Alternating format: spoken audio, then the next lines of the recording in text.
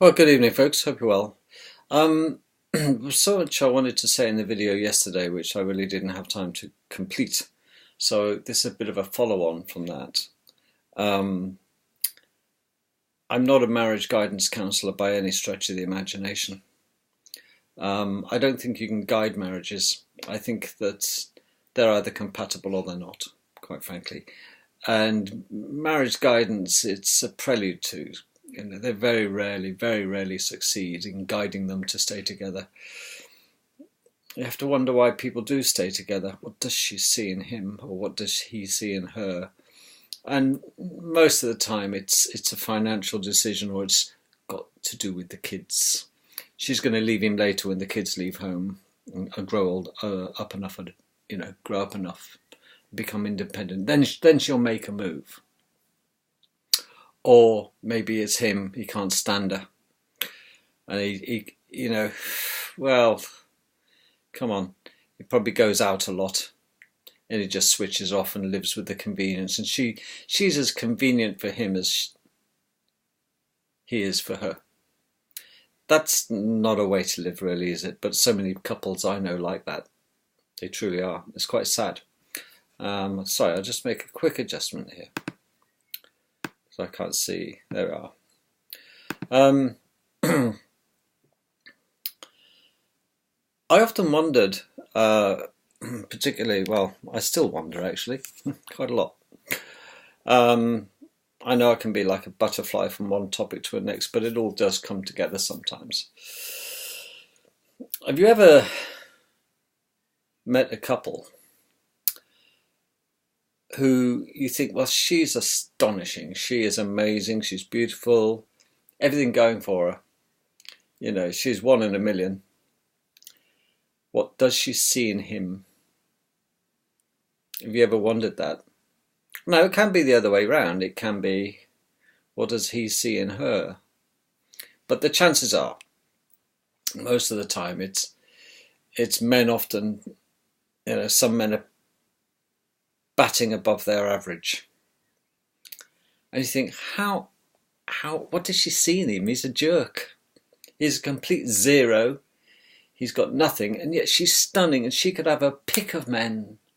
She's like a bloody flower that's blooming. She's an orchid, you know what I mean? She's stunning, everything going for her, and she ends up with a jerk like him.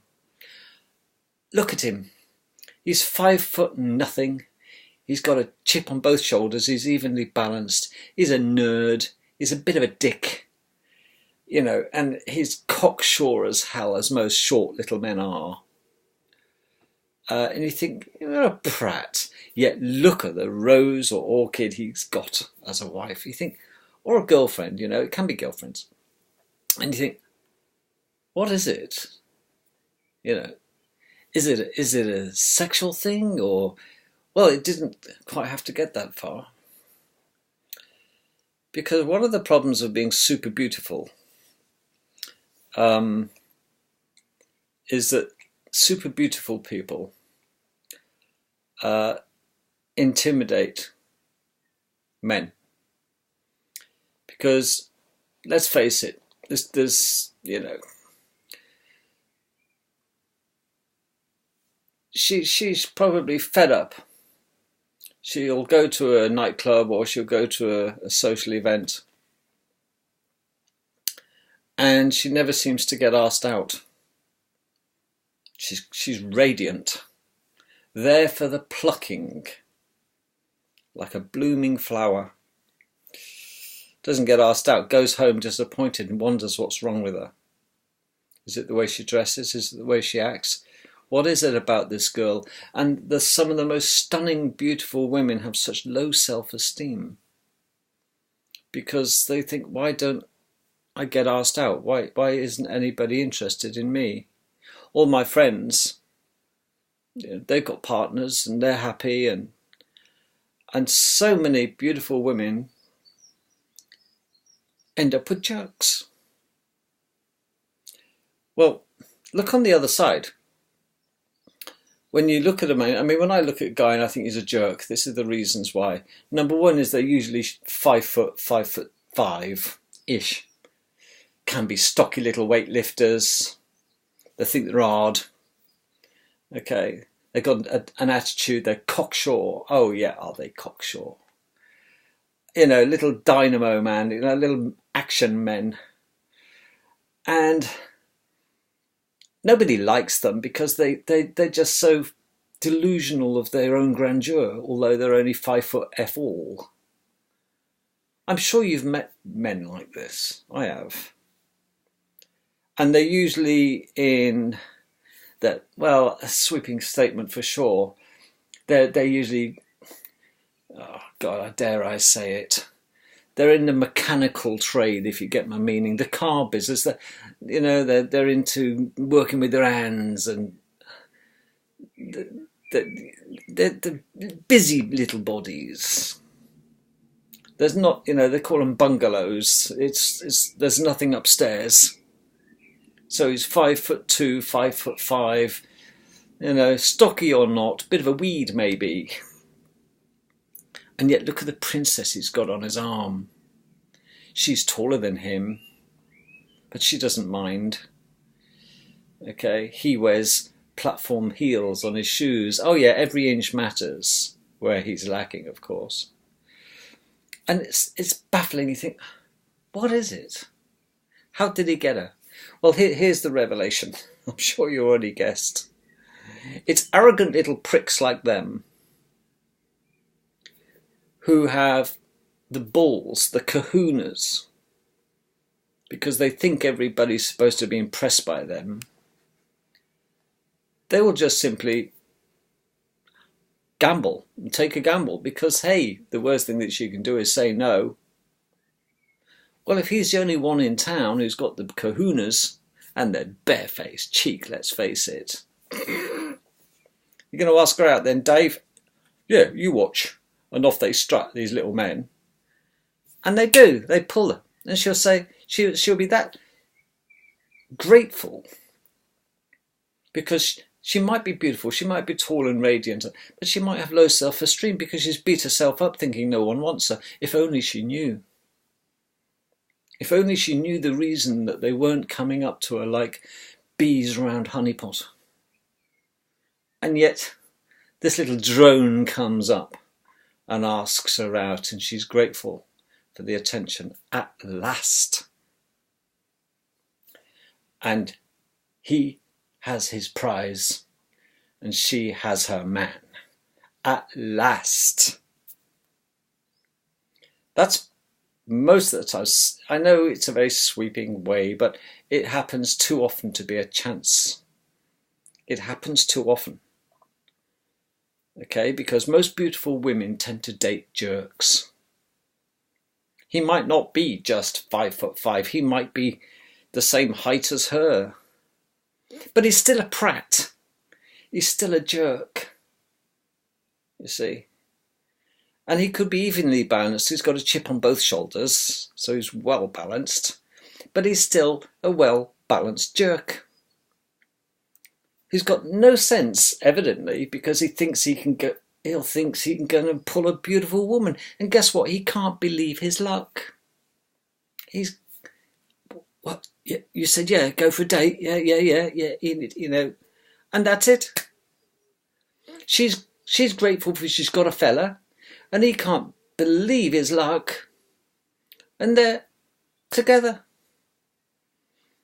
But then what happens is he starts to get a little bit possessive because he knows that his mates know how lucky Jim is to pull a princess like that. That he starts to get very controlling and possessive of who she talks to. Yeah? What were you talking to my mate about? Well, I was just saying hello. And they start this control thing, and it's suffocating the flower. It's starving the flower. You see, he's protecting his investment, his catch. And this poor girl wilts. Before she was radiant in the sunshine, and now he's covering the sunshine. He's the, well, the little protector who's going to shoo away any viable competition to him because he knows he's inadequate. He hasn't got it upstairs. He might not have it downstairs. But you go near. And they get very threatening to other people and other men. They get very possessive and suffocating.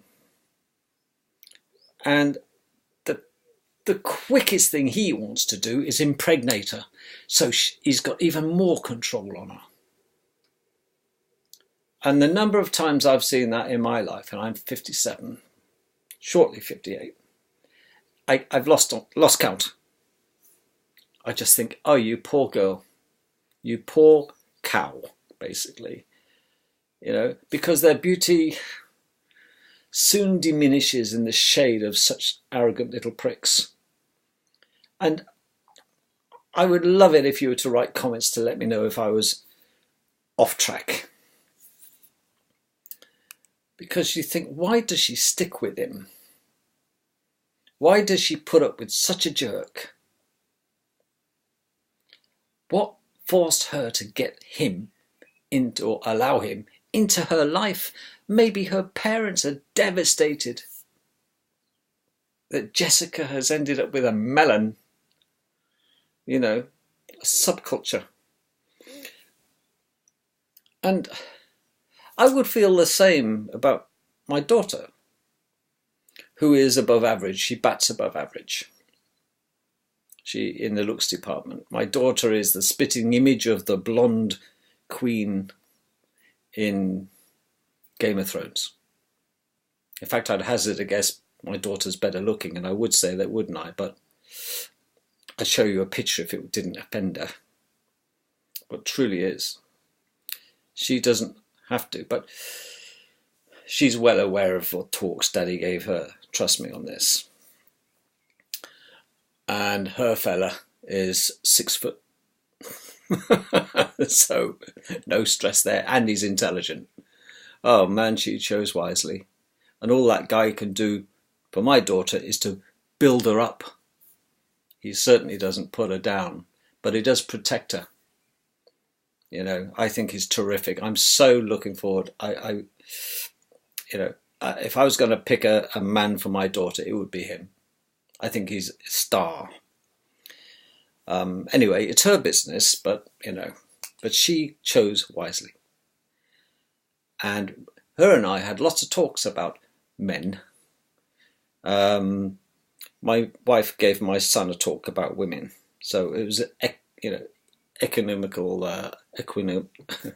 equal abusers. I can't get my tongue around it at this time of day. But the problem we all have, like the little man, I suppose, you might be 6'4", but you might think you might think in a way, if you're a man, you might think in the same way as a 5'4". And these people are gentle giants. I find it hard to believe that you can get a 6'6" guy built like a brick shithouse. Excuse the pun.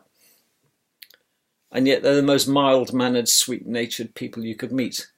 And yet you get the miniatures that have to compensate for the lack of their stature with their gob. And they're the nicest ones to fill with your fist, aren't they? If you can be bothered. They're like irritating little gnats. They're all gong and no dinner, if you know what I mean. Often the case. All gong, no dinner. Don't you just love that? But assuming you are in some form of relationship, regardless, I'd be curious to know if you know any people about the ones I'm telling you about, the ones who are, batting above par, and those who are fielding way below par. Because it's a strange old world, isn't it? And it takes all sorts. But if you look at the miscarriages of justice, if you like, in life, I think it must be terrible to be a stunner, better than the average, and end up having to accept, mistakenly, the belief that you hold in your mind that you're not worthy.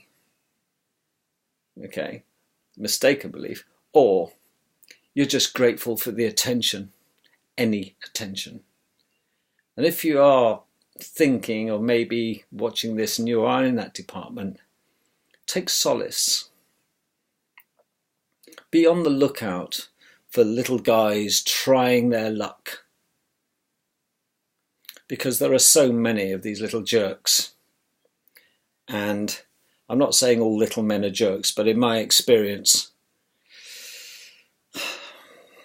you know, as they say, what do they say? Something like that. Yes, that's it, isn't it? I'm not saying any more on this. But isn't it strange what tricks our mind does to us?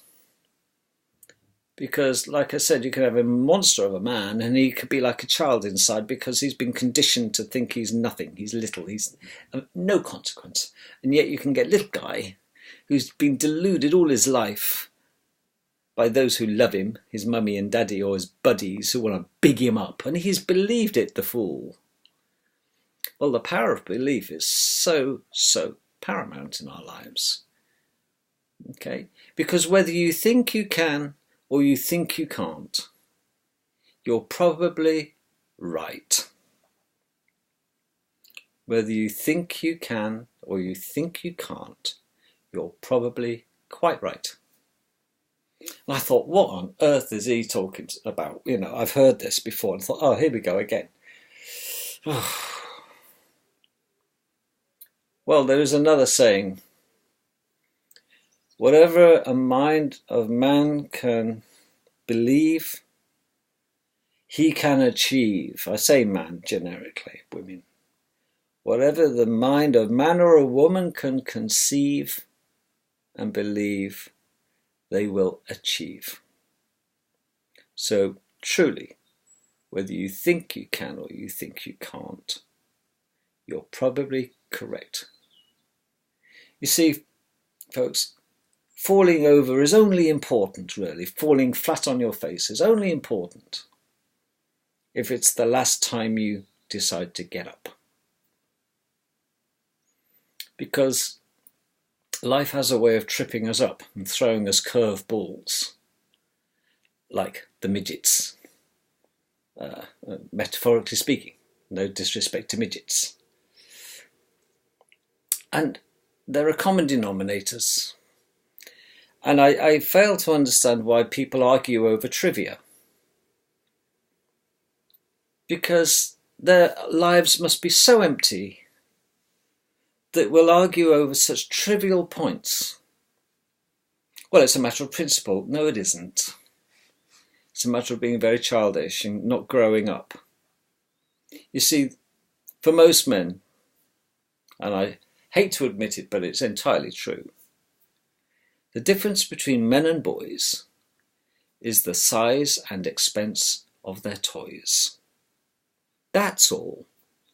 Because boys simply cannot get past 18 mentally. And I don't give a shit what people say about this. It's absolutely true. I'm telling you from experience.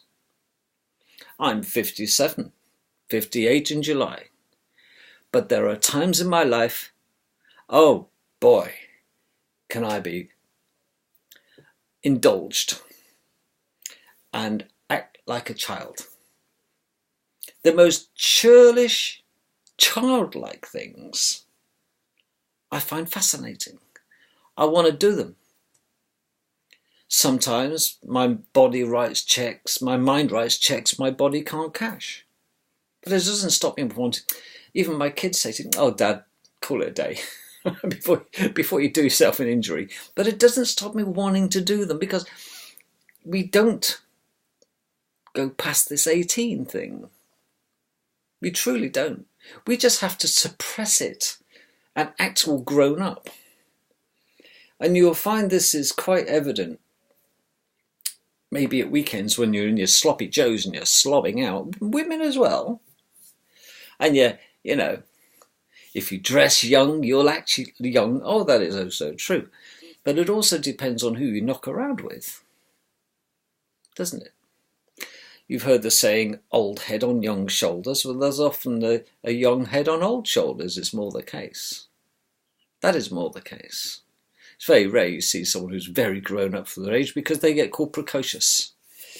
don't they? Nobody likes precocious kids who think they know everything. Well, you better employ them while teenagers think they know everything. But, you know, I would rather be with somebody who's old and thinks young.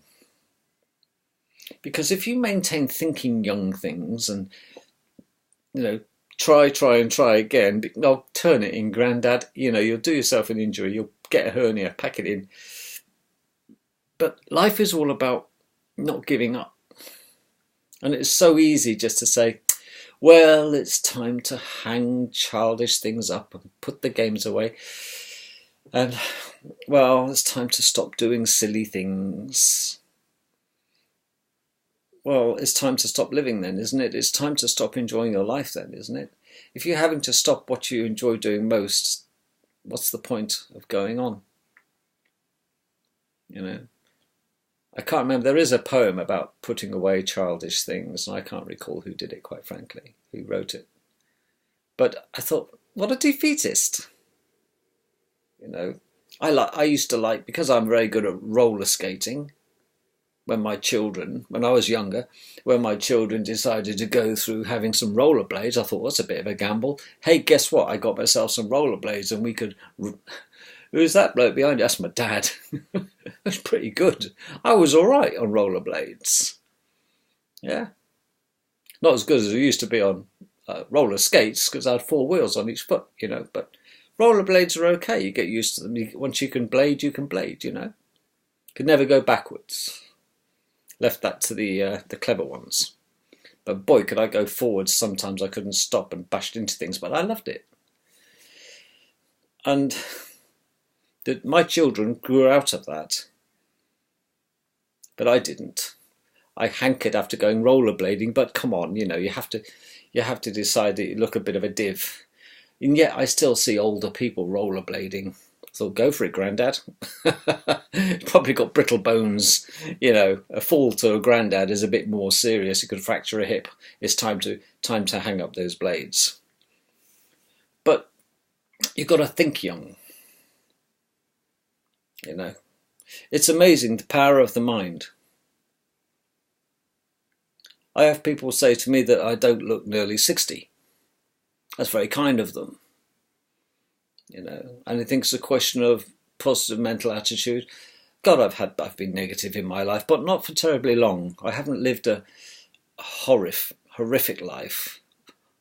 But one of the biggest killers in our society is stress. And from a time in your younger life, I suppose, people are, well, they're stressed at school. Certainly you know it when your teenage children are going to school. It's all about stress at the breakfast table, if you can get them to come down on time. It's all stress, stress, stress. And it might not be super evident, but it's a subliminal thing, stress. You don't know you have it. You truly don't. It's so subtle. You know, you're not aware that your pulse is beating faster than average or faster than it should be in the current situation. You get stressed. Your blood pressure might be high. But when you're young, you see, you can take all this. But the body grows tired. So you'll find that you'll reach a stage in your life where your mind writes checks your body can't cash. And that's the difficulty. And that is like batting above, you know, above your average, and you're not going to be able to cope. But like they say, beautiful is temporary and dumb is forever. You know. But the more I look at life, the more I realise is that, and I mentioned this in the video yesterday, one thing I refuse to do is argue over trivia. Because I find that stressful. Out of most, I don't like arguments. I would never send my children to bed unhappy. I would never part and say, see you next week, or why don't you just get out of here, and send them away. I couldn't do that. I have to chase after them and give them the love and say, I'm sorry. Because, you know, I'm sure there are people out hearing this and they'll know it. Sometimes you often wonder what would happen if that was the last time you saw them. Is that how you want to leave it then? And that's why I hate arguing and I hate falling out with people that I love in particular. Okay, because I realise sometimes I have to man up. Even if it's not my fault, I'll apologise.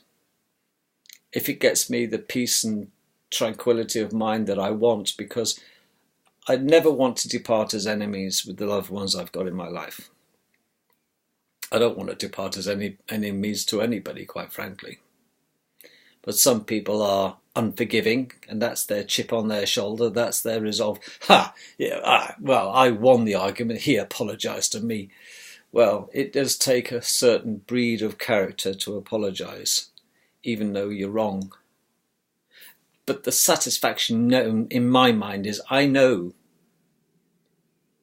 that they know that I know they're wrong. And he has to live with that. Ka-ching to me, as though we're point scoring. I'm not a point scorer. Yeah. So, the most important thing really is this. It's all about self-esteem. And don't sweat the small stuff and don't argue over trivia. Do you know, it doesn't matter. It doesn't matter whether little Jimmy's fallen over and he's a stupid boy. Look at the grass stains on your knee. That's your school uniform. And these traumatic statements you say, not only to children but to the loved ones, they create engrams in your brain. I'm sure that you've got memories in your mind that happened to you 20 years ago, if you're older than that, good. And you'll think, yeah, I can remember those days because it's such a traumatic experience. Yeah. And this is why in my video yesterday, I've stopped having a desire to control the situation to my satisfaction. And that's why I'm not really interested in the colour of a bloody carpet. It makes no odds to me. None. It doesn't make my day any better or worse than letting somebody else have that choice. But we have, it's my choice, it's my decision. No, I want my way, like spoiled little brats. And men are worse, in fact. Men are worse because they can be dominant about it, often physical about it. No means no. Well, bully for you, just because you've got the muscle or the money. Doesn't it make you feel big? All you've done is achieve, or what you've achieved by being such a dictator like Mussolini, or look what happened to him. He turned a nation that loved him and suddenly became a little dictator, a little Hitler. What did the people do in the end? They strung him upside down along with his bloody girlfriend in the town square, and they garroted him and kicked him around the streets of Italy. Little dictator Mussolini, don't be a dictator. With all our piety and wit, getting your own way won't matter a bit. It won't. Be magnanimous. Be hearty in your praise. Okay. And lavish in your approbation. Learn to say thank you and please. And you can make all the difference. Sometimes. All the difference. Just by telling people that you love them and you appreciate them. Because it is so rare in long-term relationships that you get a chance and they want to hear it. Boy, do some men or some women crave for just that assurance. And they don't want to be taken for granted. They want someone to say, talk to me like we've only just met. Talk to me like you love me. Not that I'm here to serve you. Talk to me like a lover and a best friend. Not like the mother of your children. And all these little things, you know, they add up. Sometimes your wife or husband might think, what does she want? What does he want? He's being expressly nice, or especially nice. Break a habit of a lifetime. Tell the one you're with that you love them and mean it. Do silly little things. Put a little chocolate square under their pillow. Don't have to tell them it's there. They'll wake up with a bit of chocolate on their face. Only kidding. But they'll know. And they'll say to you, did you leave a chocolate under my pillow last night? No. Must have been the fairies.